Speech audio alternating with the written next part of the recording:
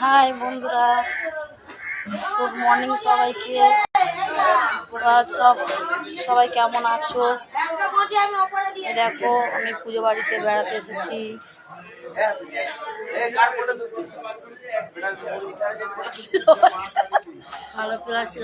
দেখো আমাদের নায়িকা, মানে আমার মা। কে কোথা থেকে দেখছো কমেন্ট করো প্লিজ।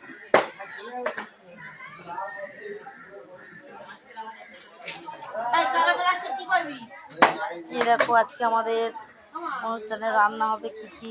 মুরগি কাটা হচ্ছে।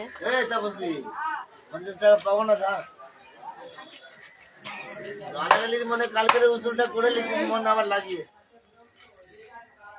না 50 টাকা ধার দেন। আমি আমরা খেতে দিচ্ছি, আমরা খাবো না। হাই বলো, মুরগি কাটছে।